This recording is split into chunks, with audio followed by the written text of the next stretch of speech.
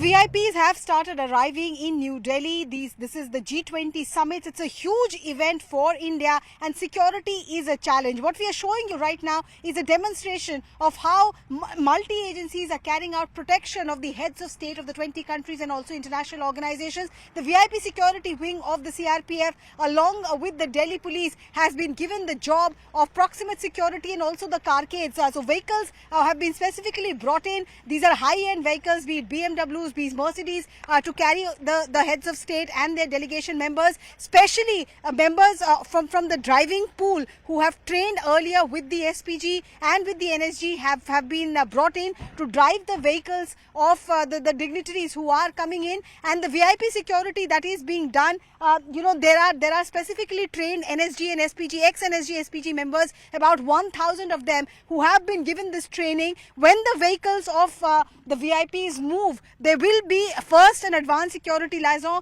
the ASL, which has already been completed. In that ASL, routes have been identified in case of a contingency. For example, if there is a dignitary who's staying at a hotel near Dhaula Kuan and has to move to Bharat Mandapam, which is near Pragati Maidan, what really happens there? What are the contingency route in case there is any contingency, any kind of attack? What is the route to be taken? Which hospital to be taken? Where should the VIP be taken? All of that training has been given. In case the dignitary or the VIP suffers from a medical emergency, what should really be done? So that training has also been given. Those routes have been identified. The actual venues will be sanitized completely. So the role of the VIP security personnel will be to ensure that from venue 1 to venue 2, the routes are sanitized. There will be multiple layers of security as far as the carcades are concerned. What you're seeing is a single lane carcade security, but there will be multiple lane and completely encircling the VIP vehicle as well. They have been given high-end weapons.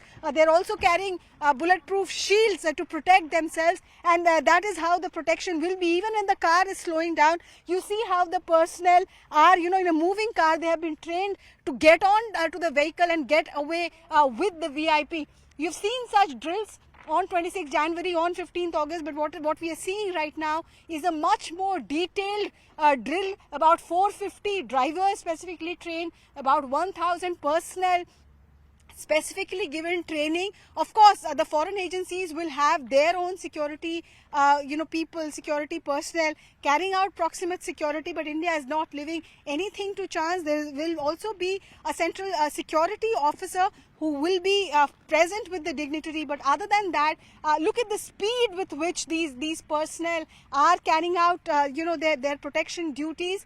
They will ensure that in case there is any exigency, they are fully prepared. And like I told you, multiple vehicles, not just from the government's pool, but they have been hired also. High-end vehicles have been hired to ensure that the dignitaries who are coming in from various countries and from international organizations, they are kept completely safe by our multi-agency personnel from the Delhi police, from the CRPF, from the NSG, and also from the Border Security Force. Even though there will be multiple layers of security, multi-agencies have already carried out their ASL and they know what is to be done if there is an exigency. But how do you really protect the VIP? Here is a situation where the VIP is seeing a threat. The carcade has been stopped while the driver, most of them from SPG and NSG, they know what route to take to escape with the VIP. But in case they are stuck at any one point, what do? These personnel are seeing, you're showcasing to you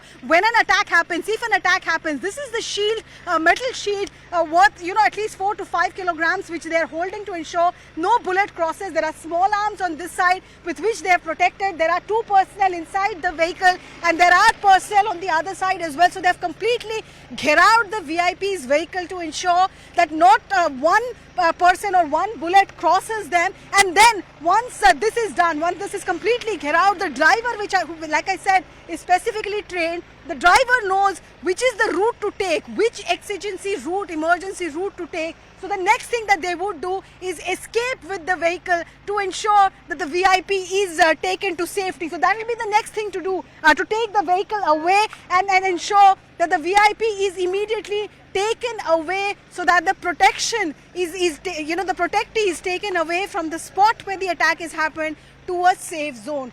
21 hotels, and there are other venues as well which have to be secured. What you're seeing right now is an anti-sabotage check team complete with the canine squad and the handler. Also every pot is being checked. There are door frame metal detectors. There are also deep check metal detectors that have been used to check whether there is any explosive or any such material that has been hidden which could be used for sabotage.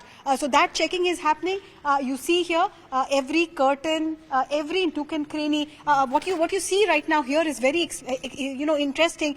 This particular device that is being used, this one here, it actually detects via vapors. As far as explosives are concerned, this device actually detects if there is any vapor coming out from an explosive, then that will show on the screen. So there is a screen there which is being kept handy. That screen will show a hotspot or indicate if there is any vapor that has been planted from any explosive. Of course, there are other equipments also which are being utilized. The ceilings, etc., will also get checked. Though that checking is going on. We've shown you how the ceiling was. Even the false ceilings, you see here, the false ceilings of buildings also are not being left to chance. The personnel on duty are utilizing the torchlight to really look, and also that mirror there will give them a view as to what is hidden. So if there is any kind of problematic item, let alone explosive, which has been hidden inside these false ceiling, even that will not be left to chance here. Our canine is still waiting, and he's carrying out checks of even the public area, of the seats, etc. If there is, there's a bag there. Let's see if the canine indicates there is anything problematic there. The canine sits down. So, this is also very interesting. The canine has been trained to not bark, but to sit down in case there is an explosive. The reason for that is that high-end bombs, improvised explosive devices these days, could have a sound sensor. If the canine barks, that sound sensor could go off, making the device explode, and that's why you saw the handler training him to sit down and indicate that there is an explosive there. So the next step, if the anti-sabotage check team and the canine squad detects that there is an explosive here, the bomb detection squad would come in next, and they have their equipments to defuse the bomb as and when it is detected. You've also seen there are specific vehicles. In case of large bombs, there are vehicles which is available with the Delhi police, which the CRPF. In case a bomb is detected by the canine squad and by the anti-sabotage check team, that is the next step. So complete bandobast across 21 hotels where the dignitaries are staying, and also at the main venues. So not just the inside of the venue, the hotels and the other venues where the summit is happening or where the dignitaries are staying, but you would have seen even outside on roads leading up to the venues, there are checks being carried out. This is a prodder that is being used to check the flower beds if anything is hidden there, and this particular equipment is very interesting. This is an equipment to detect if there is any RFID or a chip related improvised explosive device. So suddenly the personnel has stopped here, and I can see red light and yellow light going up in this particular machine. So does that indicate that there is any kind of an RFID there? Maybe the prodder can come in and show us. We will have to see what is hidden here. In all likelihood, this indication is being given because there is an RFID related chip that is being hidden there. Let's see if something is hidden there. एक second. Well, the inside of the venue is being secured. Like I told you, various anti-sabotage checks are being carried out at the interiors. But even outside of the venues, even the main road and the flower bases and flower beds are not being left unchecked. Everything is being sanitized. This is a prodder, which it's like a stick which is being used to dig and see if the flower bed holds anything. And this other equipment is to check if there is any explosive which could have a chip.